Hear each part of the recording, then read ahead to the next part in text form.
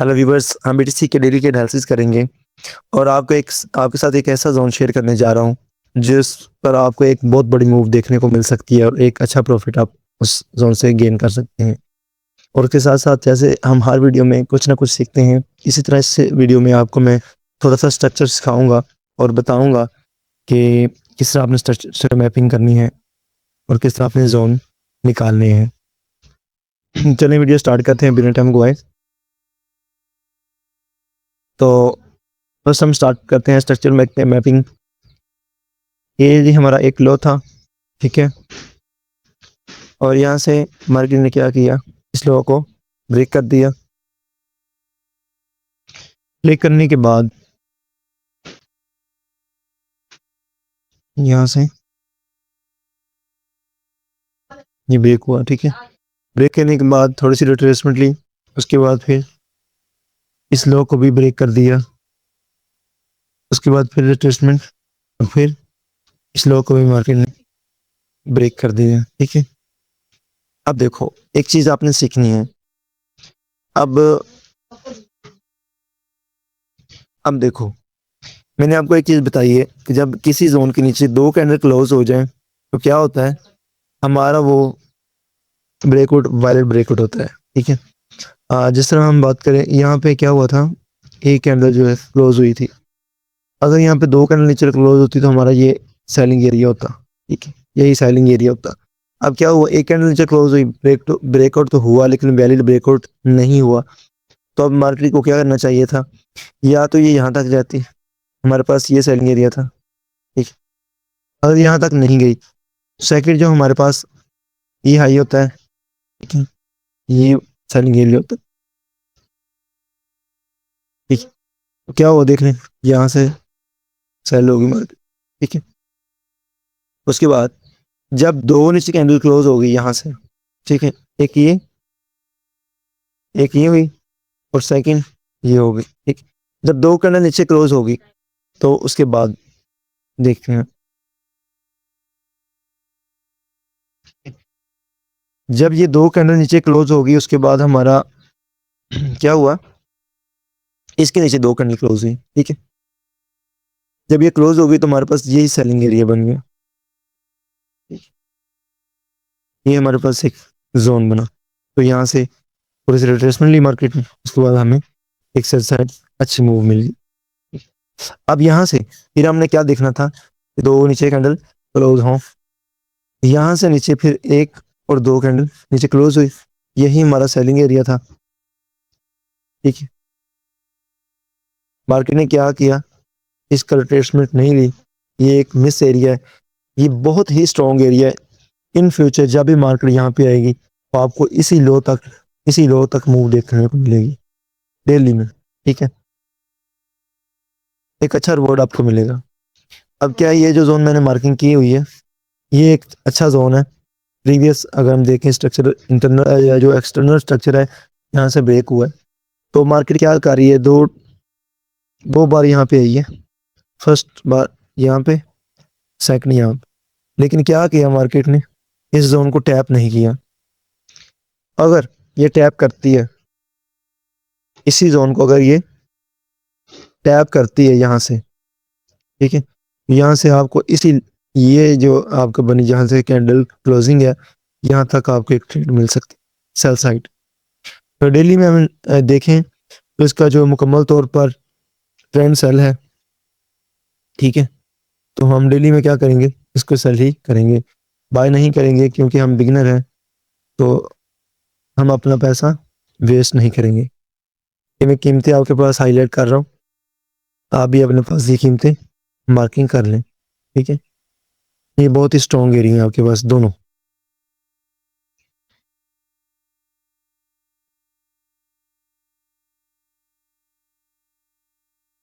ये लो, उसके बाद हम चलते हैं जी M30 में।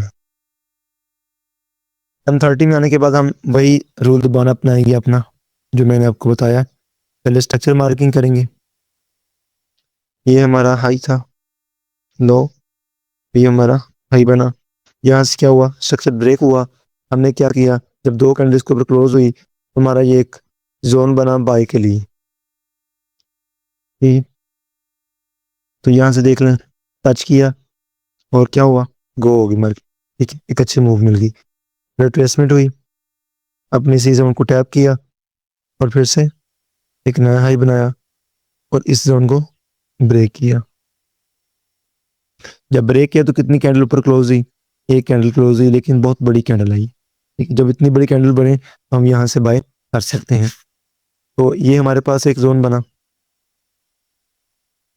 क्या हुआ, मार्केट एक अच्छा रिवॉर्ड दिया आपको, रिट्रेसमेंट यहाँ से भी आपको मिली एक ट्रेड और यहाँ से भी दो दो ट्रेड आपको मिल गई, रिट्रेसमेंट, और फिर ये हाई भी ब्रेक हो गया। ठीक, दो कैंडल क्लोज, यही हमारा एरिया था बाय के लिए। यहाँ पे मार्केट आती है, थोड़ा बहुत आपको रिवॉर्ड देती है, उसके बाद इसको ब्रेकआउट करती है और ये नीचे वाला जो जोन था एक स्ट्रॉन्ग एरिया बन चुका था, यहीं से रिटेस्ट करके फिर से अपने हाई तक चले जाते हैं। ठीक है, अब ये देखें, जिस तरह मैंने आपको बताया, ये बहुत ही स्ट्रॉन्ग एरिया बन गया। ये एरिया आपको पता चल जाएंगे कौन से स्ट्रॉन्ग होते हैं, कौन से वीक होते हैं। ये किस तरह स्ट्रॉन्ग बना, देख लें, ये आपके साथ में शेयर कर रहा हूं। ठीक है, ये देखना है आपने कितनी बार आपको रिवॉर्ड दी है, फर्स्ट, सेकंड, थर्ड, फोर्थ, 5 बार एक जोन को टैप किया मार्केट ने। ठीक है, तो इस पूरे जोन की लिक्विडिटी जो है वो बाकी है, यानी कि जो यहाँ पे बायर इंटर हुए थे उनको मार्केट ने नहीं निकाला अभी तक। अब देखो, इन फ्यूचर मार्केट क्या करेगी, जब इसी जोन में, एक मिनट थोड़ा सा दो, जब यहाँ पे आती है, इन तमाम जो यहाँ पे बायर है, क्या करेगी मार्केट, इस तरह एक विग लगाएगी अपनी, बहुत ही लंबी लंबी विग लगाने के बाद फिर से इसी हाई तक जा सकती। ये चीज़ आपने याद रखनी। ठीक है, तो हाँ, यहाँ से फिर एक स्ट्रक्चर ब्रेक हुआ, ये देखिए फर्स्ट ना, इसकी विग लग गई। जब इस तरह हो जाता है ना, फिर हमारा बाय यानी कि स्ट्रक्चर ब्रेक एरिया ये हो जाता है। ठीक है, यहाँ से हमारा स्ट्रक्चर ब्रेक हुआ, दो कैंडल ऊपर क्लोज हुई, तो फिर हमारा बाय का एरिया ये बन गया, हम यहाँ से बायर हैं क्योंकि हम ट्रेंड के साथ ट्रेड करते हैं। तो यहाँ से हमें छोटी मोटी बाय की ट्रेड मिली है। ठीक है, उसके बाद इसका ब्रेकआउट हो गया, यही हमारा अगर हम सेल करते, यही हमारा सेलिंग एरिया है। ठीक है, लेकिन हमने सेल नहीं करना, मैं आपको बता रहा हूँ, मैं अपने हिसाब से बता रहा हूँ। यहाँ से मैंने सेल भी की है, छोटा मोटा रिवॉर्ड मैंने हासिल की है, अभी दोबारा उसी जोन को टैप कर रही है। तो ये यहाँ तक जब मैं आपको बताइए लिक्विडिटी क्लीन करेगी, लिक्विडिटी क्लीन करेगी तो आपके पास ये एक स्ट्रॉन्ग बाय का एरिया है। ठीक है, मैं जोन करता हूँ मार्किंग, ताकि आपको साथ साथ जोन मार्किंग भी पता चले। ये आपने क्या करना है, रेक्टेंगल से इस तरह जोन मार्क कर लेना है। ठीक है, ये आपके पास एक बाय का एरिया है और उसके बाद एक मिनट रुकिएगा,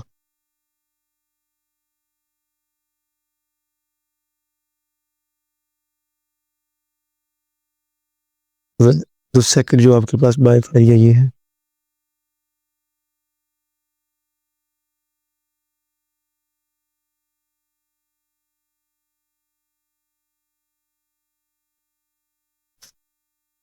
ये बहुत ही करीब करीब एरिया है, ये नहीं समझना कि पता नहीं इतने करीब करीब एरिया क्यों बन रहे हैं कभी कभी,